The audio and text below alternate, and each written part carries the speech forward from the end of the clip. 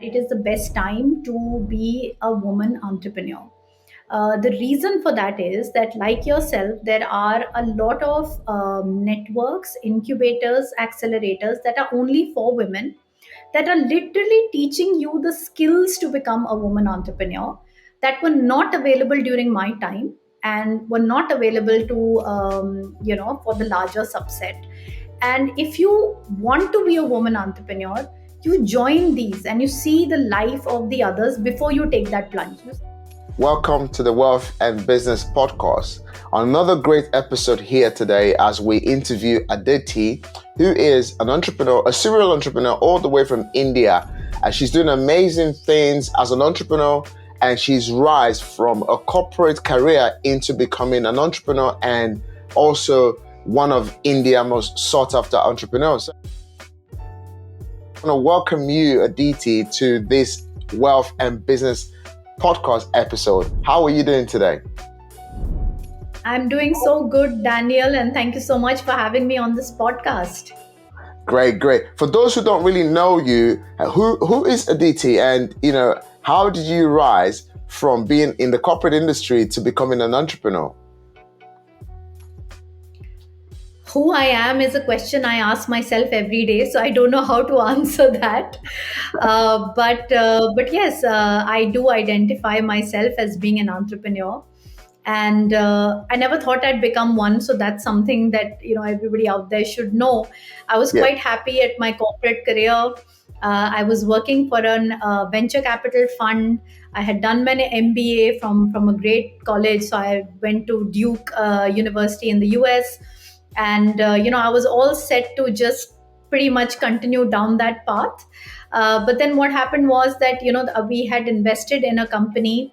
We had invested about £50,000, and suddenly the entrepreneurs decided that they didn't want to run the venture anymore. So we had a choice. We could either shut it down, or I could step in and take the roles of an entrepreneur. And that's exactly what I did, because it was in the travel startup space and I love traveling. So I thought it was something that I could do, something that I like to do. So I just sort of stepped in and said, let me see how I can take this forward. So no entrepreneurial background till then, and quite happy in my corporate career. I really didn't know what I was signing up for, honestly. Wow, amazing. So I really see how you turn diversity, how you turn, a challenge that could have actually ended that, that organization, having invested £50,000, and you stepped in. You see, a lot of females, right? A lot of women who are out there. I respect a lot of women. I'm married to a wife. I've got a daughter. And this is one thing I always say, right? It's so important that, you guys play a massive role in the lives of every single man. In fact, in the life of every, economy. Without the women, there is no economy. And I respect women a lot. And I say this all the time. You guys are the foundation. And you just turning that situation into, say, you know what, I'm just going to go and do it. And since 2014, your business is literally grow and grow and grow and grow. And some reasons, some other females as well could have actually just said, you know what, it wasn't for me. Let's close the business, and they continue that part. But how did you literally just, step into it and obviously taking your business to one of the most talked about businesses in India today? So, first, like I said, I didn't know what I was stepping into. Maybe if I'd known, or if I'd been a second time entrepreneur, but no, that's not true. I have been an entrepreneur, and now I don't think I can go back to the job. Yeah. So I think I'm more of a yes person. I like challenges. Honestly, I also did not want to remain in the venture capital industry, because being on the other side is pretty boring, right? I mean, um, there is no execution as such, right? You're just meeting people, you're gauging if you want to invest in them. It's all very consulting sort of life, where you're making appraisal notes and Excel sheets and PowerPoint presentations. There isn't any realism to it. And when I stepped in to be an entrepreneur, what I love about it, and what I still love about it, is that you're actually creating something and you can see something very small grow. Yeah. And that Yes. is the most beautiful thing that you can really think of. And going back to your point of how we are pivotal in everyone's life, that is also one of the reasons, right? Because we are attached, we are passionate, we like to think do things a little differently. We are takeaway of success is not just having a business, but also having a family, having a child, and looking at it, everything in a very holistic fashion. So while I would say that the being an entrepreneur is a million times tougher than being in a corporate job, and let me tell you, I had terrible and really tough times during my journey with V Resorts, but it gave me so much learning and it gave me so much satisfaction that I don't think I can go back to now making PPTs and Excel sheets. And if nothing happens in front of your eyes, if you're not able to see change happening in front of your eyes, I don't think I'm interested in it. So I'm very on ground focused, very execution focused, and I think these are key skills. I mean, skills which will be valued at any workplace, and which I never even knew about when I was working. I never even knew about these things. So the learning scale is too high, and if you are even a slightly curious person, you would really, really enjoy it. Wow. Of course, there are other consideration as well. Women do like the flexibility. They do like calling their own timings and so on and so forth. But to be very honest, when you're building a startup, those things are not in consideration. You're spending more time. You're giving more effort actually, rather than less. So in the initial years are definitely more tough than being in a corporate job. You mentioned right here, in the beginning of it, you just didn't know what to do. You never probably never thought you would still be standing, 8 years later, or just under 9 years later, you still be standing because it was just something that happened to you. And when it happened to you, you had to step in. Now, let's look at this conversation from two perspectives for our listeners. Number one is you didn't have the set of skills that was required, but you had invested £50,000, and all of a sudden now the business was about to pack up. What was your Yeah. mindset thinking in stepping into this business without no skill, without no experience? You've been in the corporate industry for a while. What gives you that sort of will, that you felt, okay, I can come in and I think I can make a change? And you've run this now for over 8 years and it's done absolutely well. What would your mindset like? Because a lot of, you know, I use my wife as an example. My wife has been in the corporate industry for 25 years, and God bless her. She just, she resigned to join our business last year. So April this year will be about a year.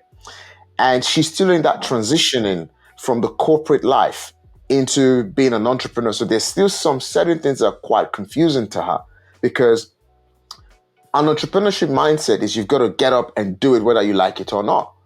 You got to Absolutely. you got to bring the money in whether you like it. It's like you don't have a choice. So it's either you win or you Yeah. die. What one is it going to be?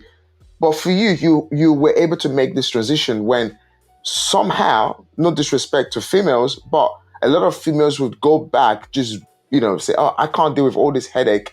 But however, let's either sell it, let's just give it away, let's find a male, who can come in because entrepreneurship is not for me.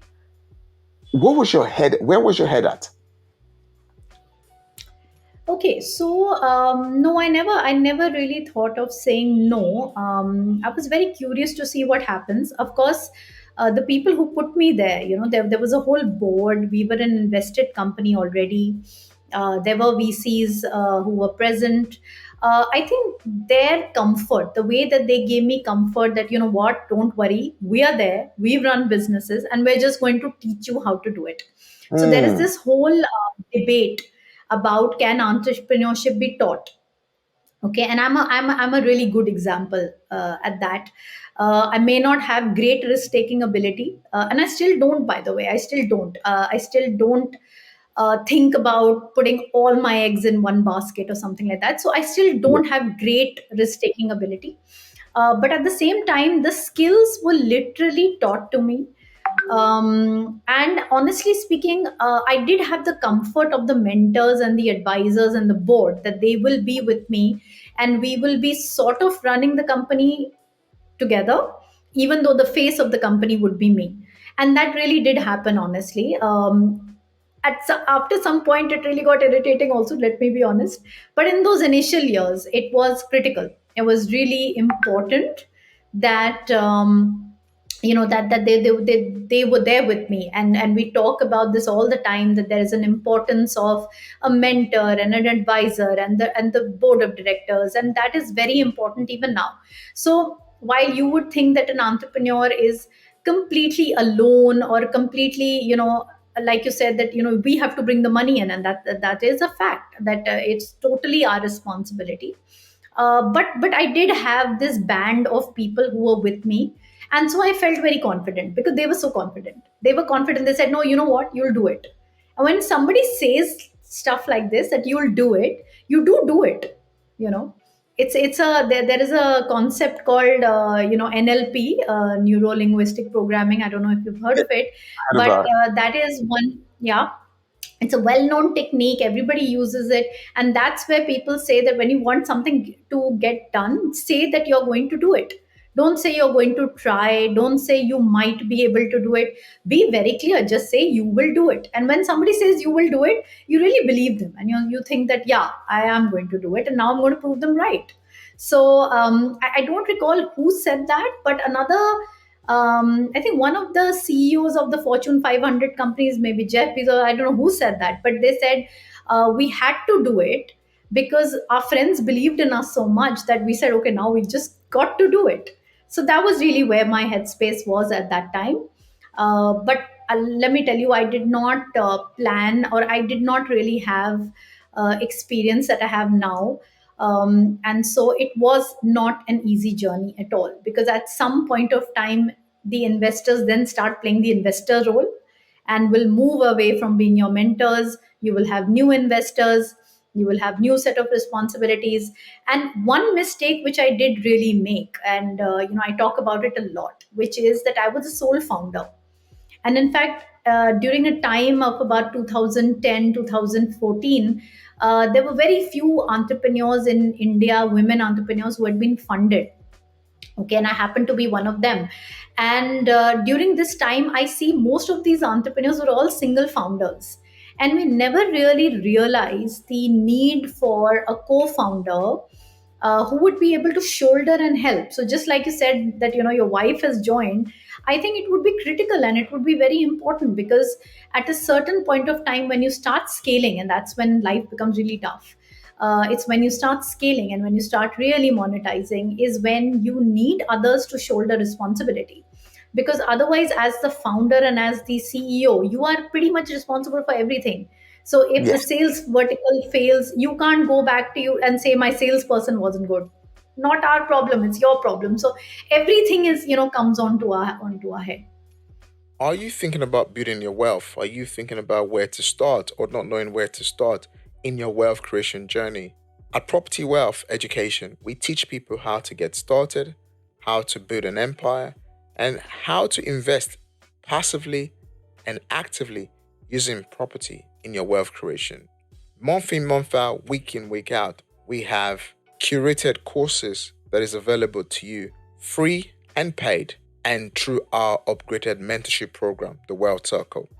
So if you're thinking of building your wealth, we want to invite you to click on the link below the show notes on this video to book a call with us. We'd like to have a chat to help you start to build your wealth and build a legacy for yourself and your family. Go ahead.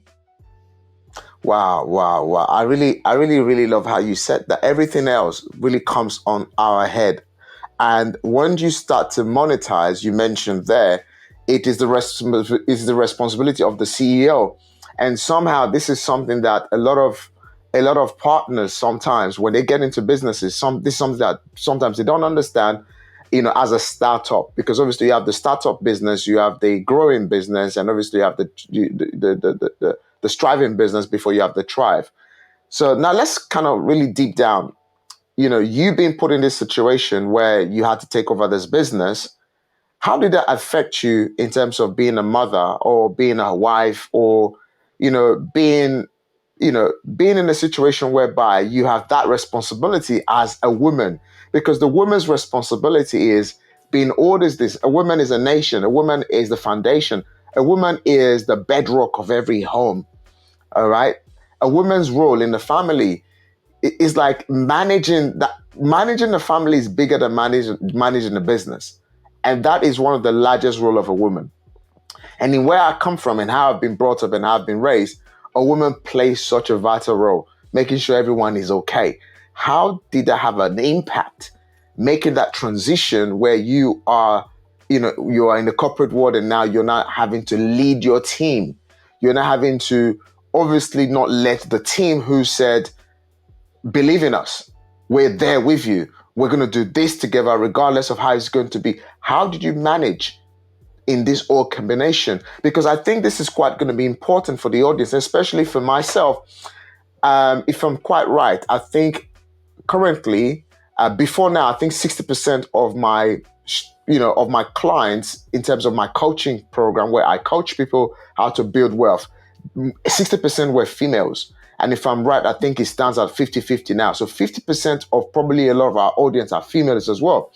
And I really want you to kind of dig deep into this. How did you manage the family, manage your new venture, and having that transition? How did you deal with these three combinations?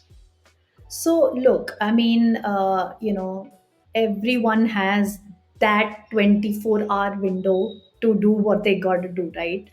And honestly, I mean, I would be doing a disservice if I say that, oh, it's very simple and you can manage everything. You actually can't. Mm, Okay. So the answer is that I didn't manage everything. That is the answer. I was so focused on managing my company that everything else had to take a back seat, and there were other people who were responsible for that particular vertical during that time. So and these are pre-COVID days. You remember, you got to be in the office. If you're not in the office, your team's not in the office, and you remember that world as well before COVID happened and things could happen remotely. So we had to just be there, right? So here's how I managed to do it. In fact, I built my home, which you can see at the back. This is my office. yeah. We actually built it during the time I was building my company. So Mm, that whole vertical was actually managed by my husband. And thankfully, before I got into V Resorts, he was in an investment banking role, which was oh, crazy, as you can imagine. The top five, the big five, he was in one of those companies. And you can imagine that it would be very hard to do anything when you're there, because you're working 17, 18 hours a day, right? yes. But thankfully, he had left that. Mm, And he was also trying to figure out what to do himself. And then he had this 1 year hiatus where he could really focus on making the home.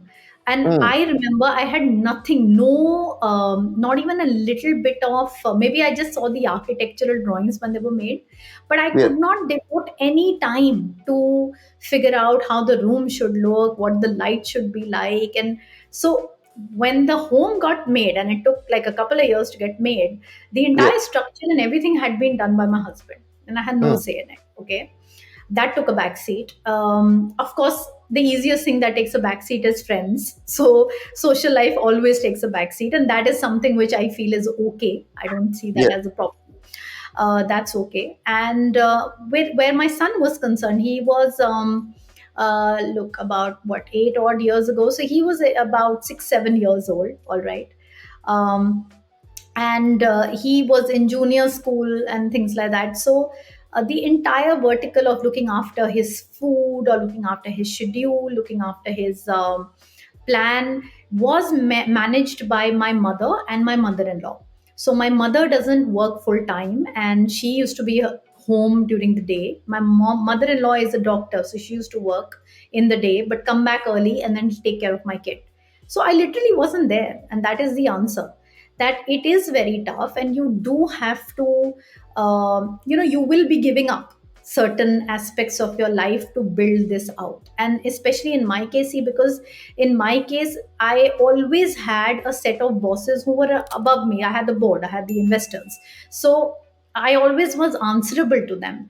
And it wasn't like I'm the CEO and I know what I'm doing. Now, of course, I'm very smart and I know exactly how to play it. But at that time, I didn't. So I always took the mentors and the advisors to be my bosses. I don't know what else to call them at that time. And if they would tell me something, I would focus on delivering it. And that Yeah. would be my priority. So, not the vacations, not the no homework doing with the kid, no feeding, no taking care of his schedule, um, no building the home or doing anything else, no social life. So you take from it what you will, but the fact of the matter is, especially initially when you don't have the skills, I feel I do better now because I feel I do have the skills so I can work smarter. But there I just had to work hard. I was really working hard, and that's all I did. I put in all my effort into that. So and it took away, and you got to be okay with that. Wow. I love how you said that. It took away a lot from you, but you had to be okay with that. Wow.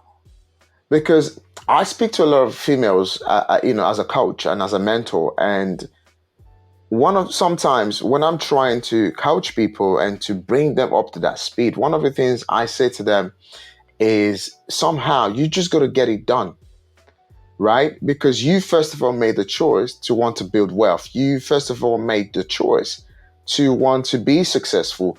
You first of all made the choice to want to make that transition. You can't be in the middle of the ocean now and say you want to turn back when you've already done the hard work of making that first mental transition to saying, okay, I'm going to go in and become an entrepreneur. It will be challenging. It will be tough. It will have an impact in your relationship. It will have impact even with your children. But you just got to have a way to understand that the results in future would obviously uh, be something that your family, your husband will end up being proud of because it is tough. No jokes, right? Isn't it? It is very tough making that transition as a female entrepreneur because there's a lot that is being expected of you, even as a husband, right? I remember when I've always been an entrepreneur. My wife has always been in the corporate industry. For me, one of the reasons why I'm so excited, I'm so happy now that my wife doesn't work for anyone except she works for the business that we built together. Yeah. The fact that you know, she didn't have to wake up in the morning, rush out, and then come back home very, very late. Now she can tell me, "Oh, I don't want to go work tomorrow," and I want Correct. to work from home. But in the last 1 year, and a transition is happening, and she's Correct. learning and learning and learning. But one of the things that gives me joy is the fact that she doesn't have to do that anymore. Because when she was in the corporate industry, it was very hard for our relationship. And a lot of people can't cope with it because you're working hard, you're trying to you're working so hard, and there's that separation. And then you think when you come into a business, it could be, you're not going to work that much. And then you then also realize that actually, yes, in as much as you can now You might be be in each working other's more. space and have that time, but you still have to work more, right?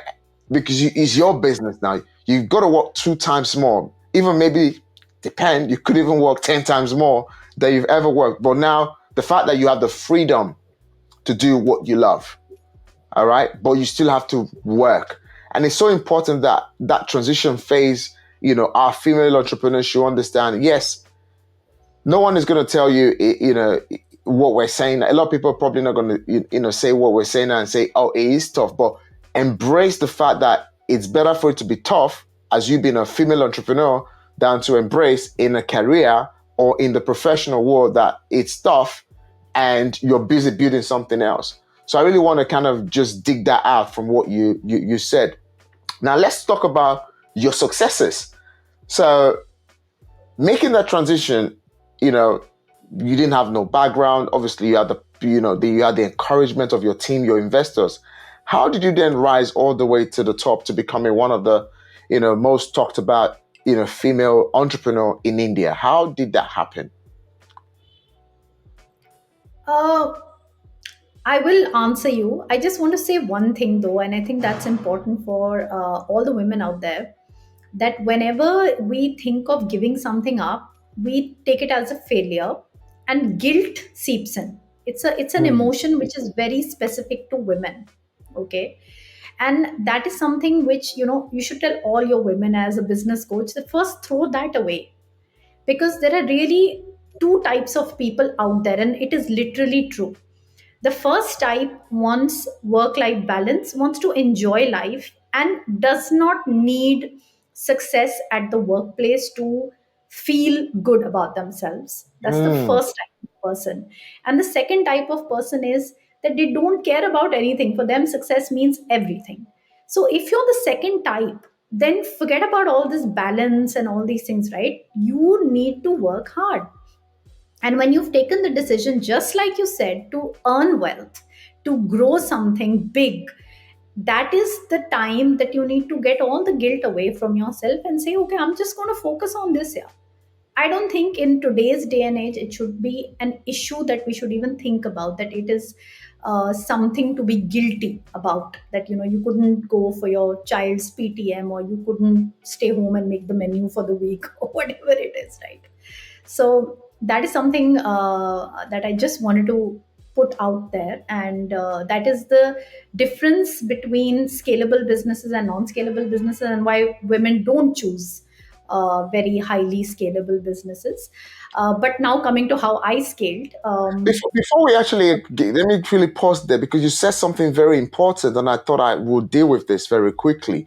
You said forget about this whole thing about work-life balance whilst you're trying to scale. Yeah. And this is a conversation I actually had with my wife. And my wife said to me, there was a day my wife said to me, we were having a chat. She's like, I love you very much. You're a good entrepreneur. You're a good CEO. And this was before she actually made that transition. She's like, oh, life work balance. And I said, I am busy building us a future, an empire that we're still very young, that when we look back, maybe 5, 10 years from now, we will balance life later. Yeah, All right. Because, absolutely. We'll and balance it's it at a good way. and it's coming from a very successful entrepreneur, as a female entrepreneur. I really want you to, is this real that there is life work balance where you're trying to grow or where you're trying to scale, or is it like um, is it an illusion?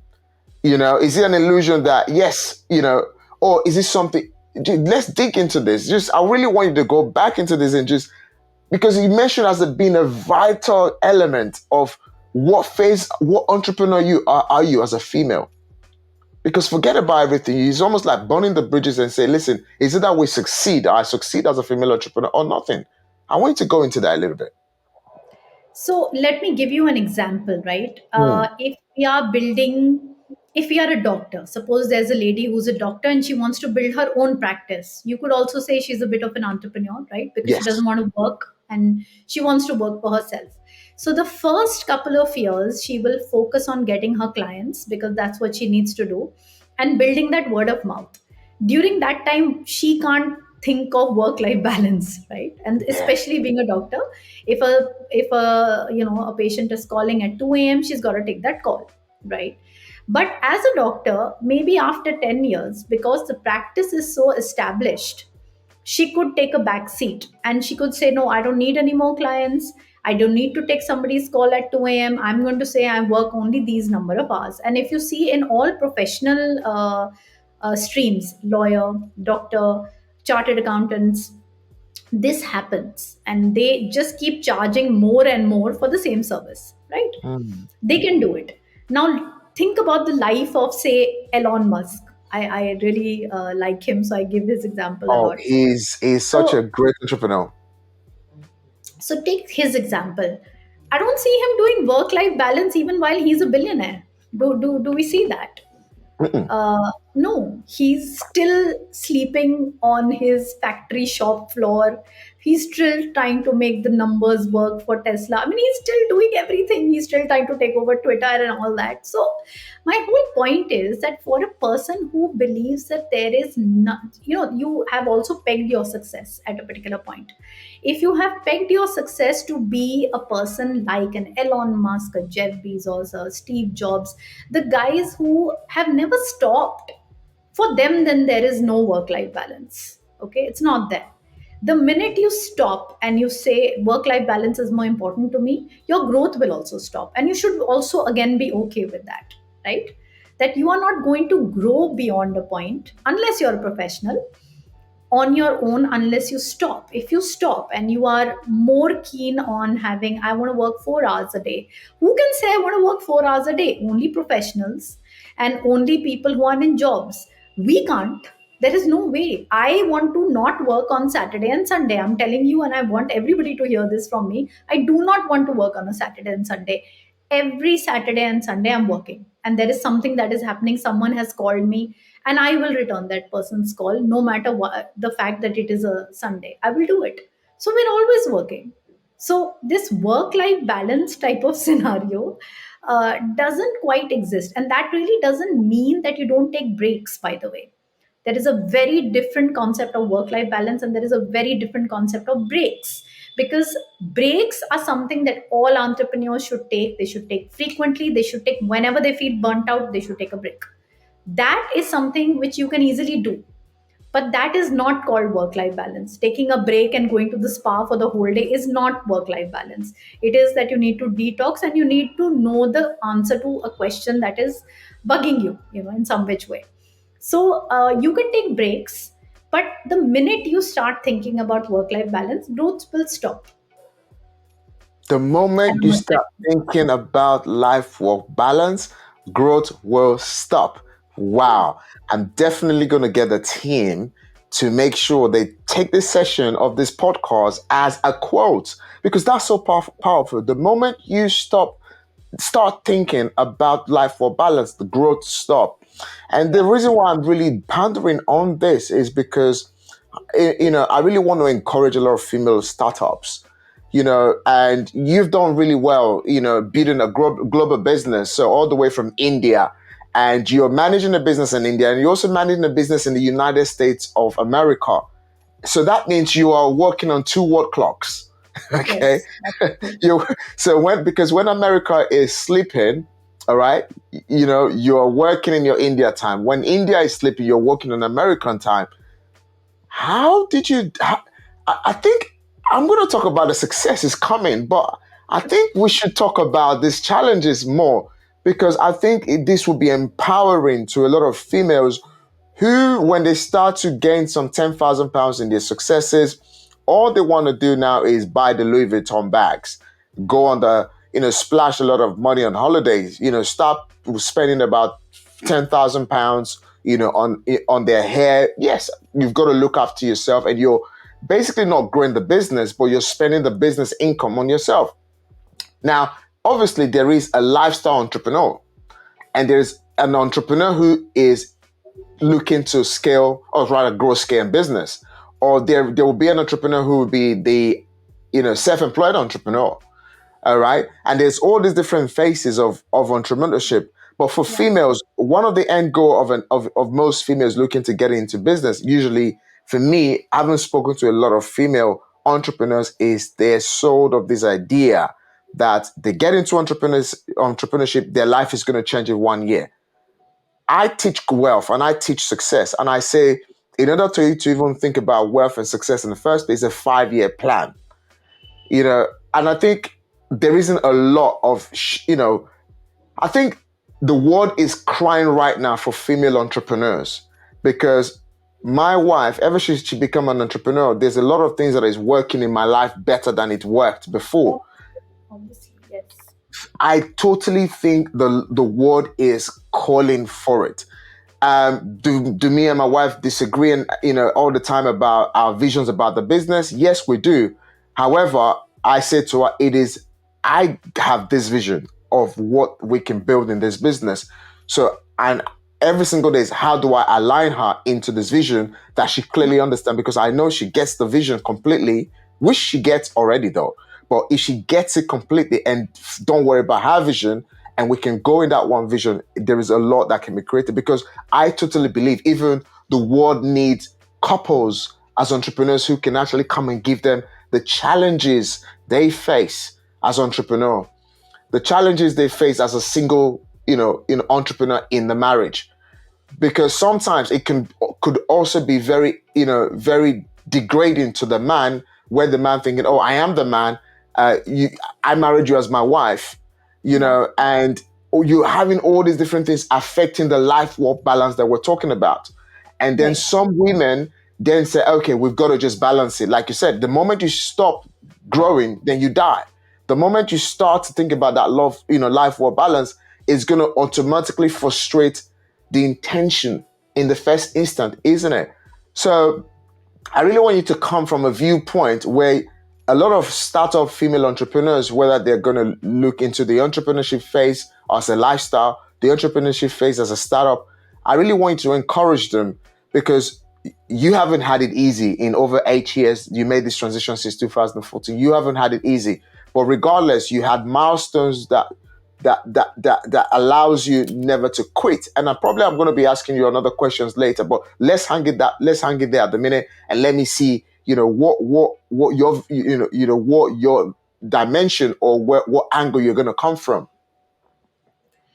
I feel that, and women usually are pretty self-aware. Okay, so I believe that they should very early on know this about themselves. Are you very ambitious, or are you happy with some amount of growth? Maybe the Louis Vuitton bags. By the way, I've gone through that entire phase, so everybody goes through that. I'm okay with that as well. But again, it's a phase. I swear, it comes. Your initial success is, that's all you want to do with the money, because you have no time. So to compensate for the time, you buy those bags and you spend that money, because you don't have actually the time to do anything really. So that's okay, but the point is, you should be self aware. You should know what you like. And I have absolutely no problems with somebody saying that, look, I don't want to be that ambitious, I don't want to be that big, I don't want to be the industrialist. That's perfectly fine, that's absolutely fine. When somebody says that, you should tailor your advice and your your mentoring ability to that particular facet. For example, in my case, a lot of people come and say, we're starting this lovely restaurant, because I'm in hospitality, right? So they think that I'd be interested, and so they'd ask me that, we're starting this restaurant, and I'm like, oh, is it like is it like something that can scale, or is it like a fast food place? And then they'll be like, no, no, it's a specialty place, and yes, it can scale and it can grow to maybe about 2 3 restaurants. See, everybody's concepts are different, right? Yeah, So to that person, scale means 2 3 restaurants is great scale, yeah. yeah. So what I do is that I say, look, I don't even understand that mindset. I don't understand that business. I don't understand that mindset. And I'm sure that person makes more money than me, by the way. Mm, As it turns out, there's nothing, money is something which is a completely different dynamic to the two personalities in entrepreneurship. So, my point is that when that happens, I sort of excuse myself and say, listen, you know what? I don't even know how to build that business, because I haven't ever done it. I only understand things which can be scaled like a McDonald's. That's all I understand. I don't understand these other businesses. And so go to the right set of people. So I don't have any problem in what lifestyle they choose. And I don't have a problem, especially in a couple, you always find that one person is more ambitious than the other. And that dynamic works really great. It works really great, because the other person will actually, there will be times when you need their help, and they will be compromising on their job or their role or whatever, and helping you out, because they know that you're the more ambitious one. So I don't think that's a problem at all. I think that's great. um, but at the end of the day, I'm very driven by one particular sentiment, and that is that people should really get to do what they want. It's mm, just that they should know what they want, that's all. So if you are self aware, and if you know that, look, if I earn, say, 1 lakh pounds a year, I'm happy, I can do the Louis Vuitton bags, I can spend money on my hair, and this is what I want to do. I'm so happy with that. That's great. It means is, you know who you are, and you know how you want to build it out. And I feel that's absolutely fine. Like I told you, in India also, most of the women who we quote as 14% are women entrepreneurs in India, are all this category. They are all either lifestyle businesses, or they're in the rural sector. They just want to make additional income to what their husbands are doing. They want to make income that can substantiate that income. They're not looking at being the front earners at all. That's perfectly fine. That's absolutely okay. But on the other hand, if she is looking at a business that is going to scale, that is going to grow like crazy, then she needs a huge support system, a huge ecosystem to come to her support, because the other things will take a back seat. And I do feel now people are more I mean, trust me, in India, it's very strange, because you will go to the most well-known women entrepreneur and ask her, oh my god, I saw that you and your husband are separated. I mean, so god what, right? So it's also a thing where you should know what you want, and you really can't have everything. It's a fact. So you just need to know what you want. That's it. So I think in this particular domain, I'd say be self-aware and then do exactly what you want to do. So should women be ambitious or should they play safe? There is no such thing. It just comes from inside you. You are, like I said, I never thought of saying no when somebody told me to do this, because I've always been ambitious. I when if you talk to my friends, and I'm always like, so I'll come back to you when I win the Nobel Prize. Do you think this essay is good enough for Nobel Prize of Literature? I use the Nobel Prize word maybe 2 3 times a day. So you already know what I'm thinking about, right? I mean, I may not make it there, but my goals are big. There You may won't make be it other if you women want who it. want to play it safe. It's fine. It doesn't matter. It's really not a gender thing anymore. And this thing that you said about more women entrepreneurs to be out there, let me tell you about that also. It's not about playing safe. If there is a woman entrepreneur who wants to play safe, it's great. Join another startup and play your role in it. Okay, so there are a lot of women I know who are in the corporate workplace, who wanted this flexibility. They wanted, to try something new. So I said, okay, join a startup. Everybody need not start a startup. Yeah, you can join another person's startup, support another woman, try and help them, and it's a good mix of working, but at the same time not having the onus of getting the money in or pulling the money in. So you can do that as well. The thing that I really feel about women entrepreneurs, and actually I feel that about male entrepreneurs as well, it is not a question of gender. It's a question of diversity. They just are so complementary, and so a man thinks so differently, and he will bring his perspective, and a woman thinks so differently, she will bring her perspective. They will always fight, but the takeaway is that you are stronger. So I see that that's what women should do. Even if they don't want to start their own startup, be part of the founding team at some other startup. Yeah, it doesn't matter. That's where I feel women can play a role. Wow, thank you so much for really digging into that because I really wanted to just just give a lot of value on this episode. Now, let's talk about the success. Let's really talk about the success. Yes. So, how did you just start to emerge? Quite very successful. I know you've been on this journey for the last 8 years. We've talked about so many angles of challenges that somehow, obviously, you've spoken about how you've overcome them. We've even gone into life work balance that it doesn't exist because if it existed, it would have halted your ambition. And it could be one of the things out there that obviously holds people back because people are trying to balance. How did this trajectory for success realistically begin? Was it at year one? Was it at year two? And how Oh proud are no, you? year one was terrible. Year one was really tough. Okay, so well, I'll tell you a little bit about the maths of it, and then we can go on to other areas. So when I started, we decided that we will do very small numbers. So we'll take a. In fact, there were already some properties that were working with us when I stepped in. I actually scaled that down. There were 15. I kept the top five, and for 1 year, we just focused on the business model. What would we do in those properties? How would they look? What the employees would do, and all that. So we built out the business model for 1 year. It was also a lot of fun because we were constantly traveling to these places, and we had to make all sorts of decisions on how does the signboard look, what do the uniforms look like. So it was a lot of fun, no doubt. uh, that was not the year that we were focusing on scale. That was Mm. the year where we were building our story. What would we talk, say to the, because it was directly a B2C business. So we had to very quickly on figure out what our communication will be to the customer, how we position ourselves in the market. And hospitality isn't as if it's a new industry. It's a well known, well branded industry. The only difference in our business model was that we were looking at going offbeat. So we were not doing tourist locations, we were looking at creating tourist destinations.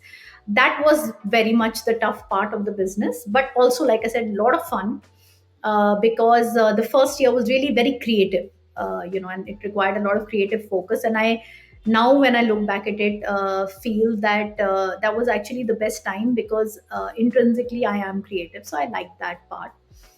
From the second year onwards, we decided we will scale, but even the scaling, we decided we'll do it in a stepwise manner. So we would take five more resorts, Yeah. stabilize them, get them to revenue earn, then take the next five and do it like that. In the next year onwards, we decided that okay, we can really go large, because now we had a portfolio of more than 35 properties. So we said okay, let's really start scaling, and then we started taking 10 properties every month. And we could we had a huge team, and we had lots and lots of people who were working on this. So that's really how the whole story played out. And the initial decisions of stepwise growth and everything was quite good. They were really great decisions that we took at that time. um, Apart from that, we were never profitable, right? The properties were earning money, but we had such a large staff, and we would have broken even at a level of about 300, 400 properties. Now this is the time when you will realize was the time of the valuation led businesses.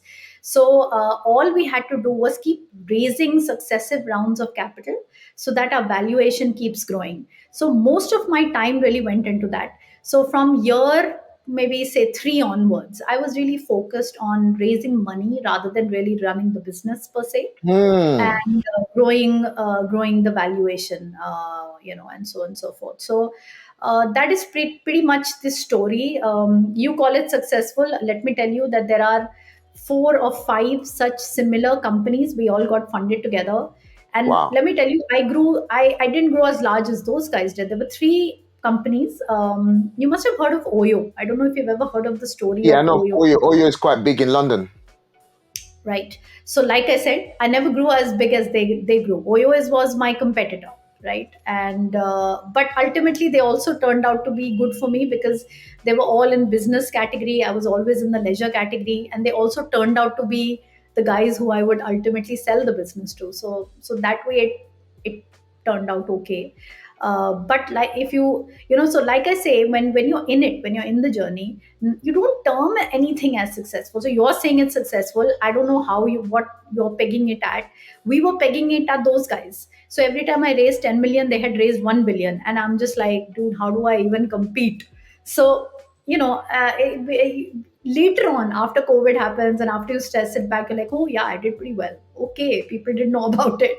But when you're in it, honestly, yeah, you don't realize these things. You never It- take a minute to celebrate the good things. And yeah. that is something which I want to take a concerted effort in fact this year, that whenever something good happens to us, we focus on, okay, now let's look at what is the work that is to be done to execute this good thing that has happened Mm. to us.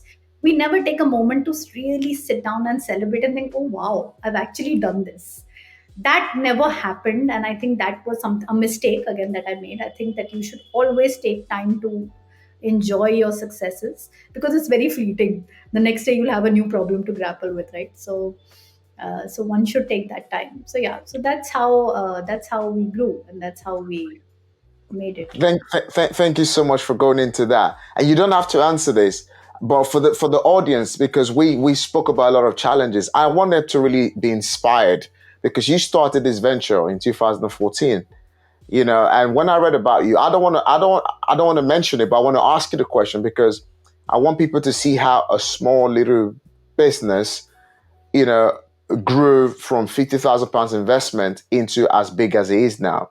So first of all, let's talk about the portfolio. How large is the portfolio? That's number one, and as well as what is the valuation of your organization at the moment?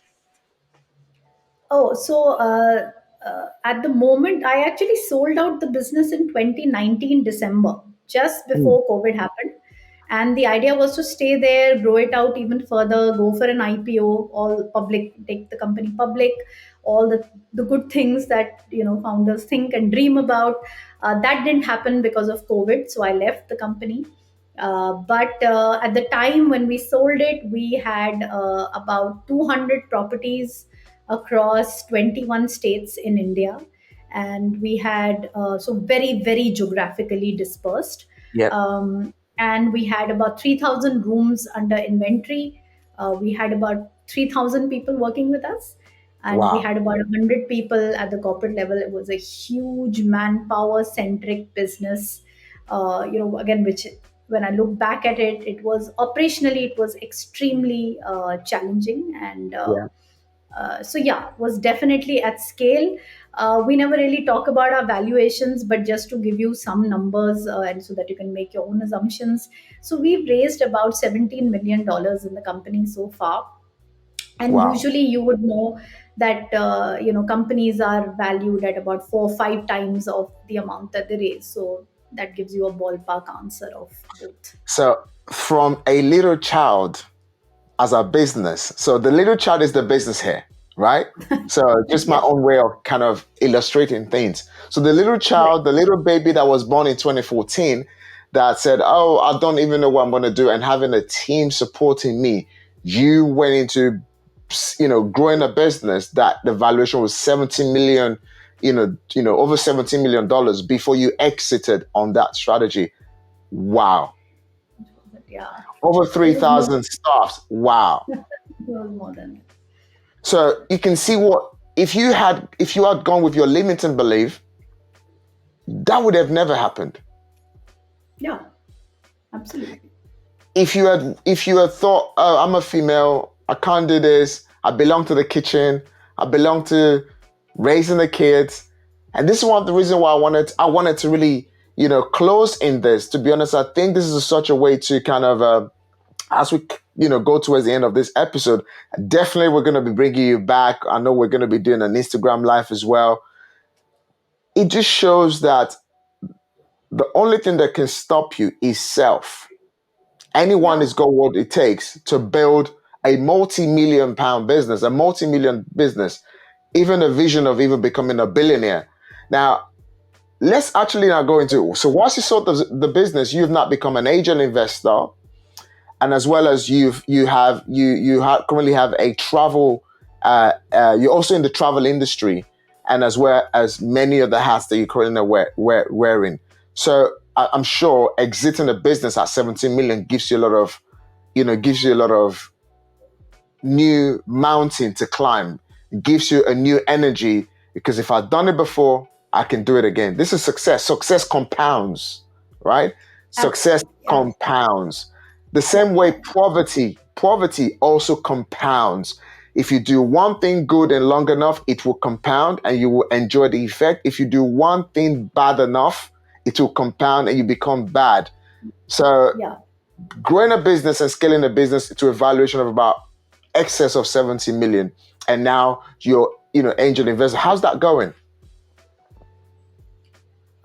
So in fact, I am now no longer in the travel industry. I am more focused on sustainability.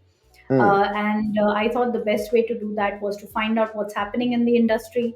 And in India, if you are an investor or an angel investor, you'll find a lot of people who come to you, talk to you about your ideas. So I do co-invest with some funds, because I didn't know how to invest and I have no idea what company makes money, what doesn't. It's my learning phase right now, so I'm not really allowed to take too many names, but I do work with some of the largest funds out there, and I co-invest with them. So in a way, I'm actually training myself now to understand what is, how you take a call on which company to invest in. At the present yeah, time, if somebody asks me, I have no clue. I can't say I know. But I do know that I have invested in some companies and they're doing well. But you also know that the climate tech industry is becoming very prominent. It's a big industry, and the capital is increasing in this space. So yeah, um, honestly, I mean, the companies that are coming out, I mean, the venture scale ones, the ones high on innovation, will anyways be doing well, because the this is the right time to be in this space. So I'm very focused on being in investing around only climate tech, not in any other sector, because I want to learn more about this space. Great. Again, all Wow. learning. For Wow. me, Yeah. everything stems from learning. Yeah. I mean, you always have to be learning. You always have to be learning, because if you're not growing, you're literally dying. So, Yeah, Aditi, as we finish this episode, just give me five very solid, points on. I think I really want to tailor this episode to a lot of females, because I want a lot of females to be inspired. Just give me five fire rounds of any sort of advice you want to give. Number one, you want to give a startup.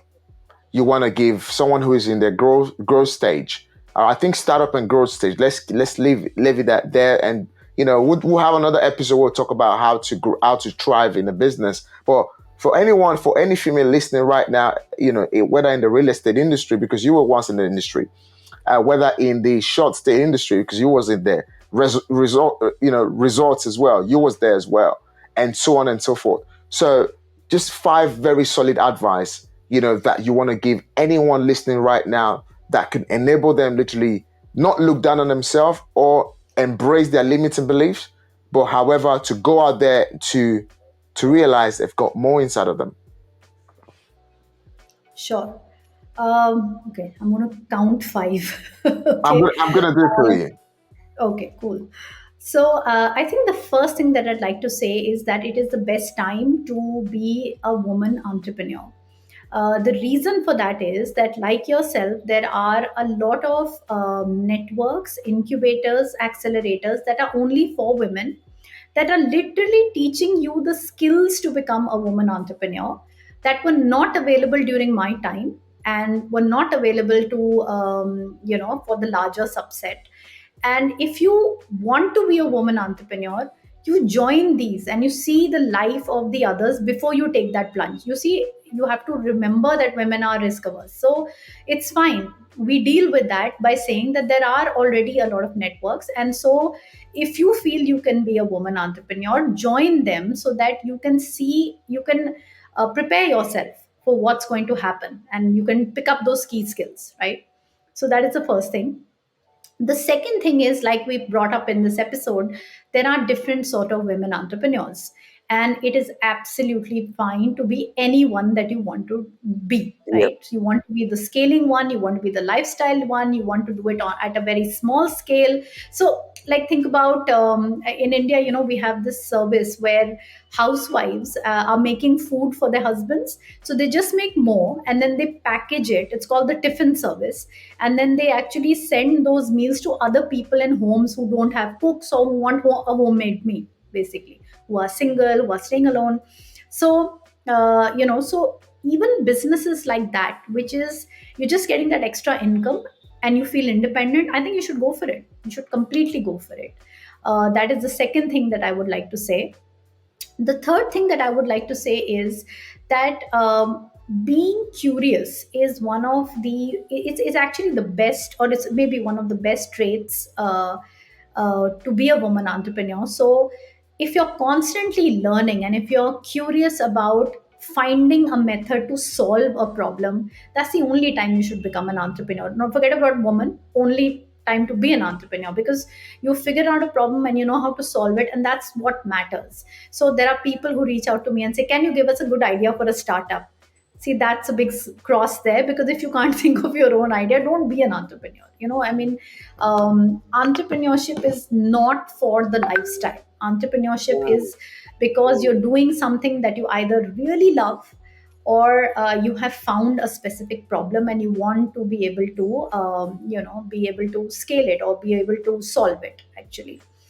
um, for women, I'm assuming it's the same everywhere, because we believe that success to us means a very a holistic sort of a picture. So we have our families, and we have other things happening in our life.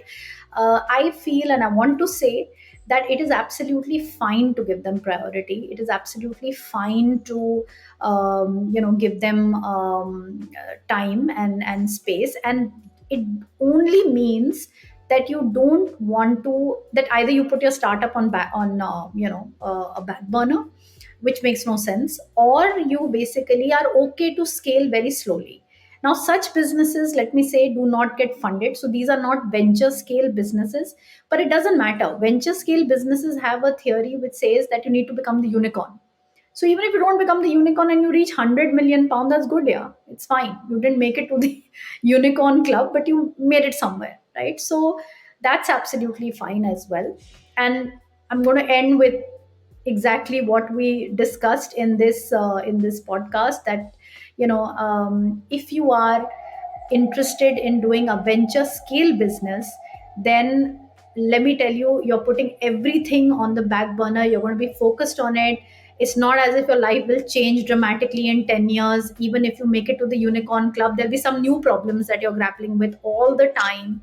And it is intensive, uh, but it is really about what you want. If that is your desire, and if that is, you want to be the Indra Nooyi, right? So then do it, go and be it.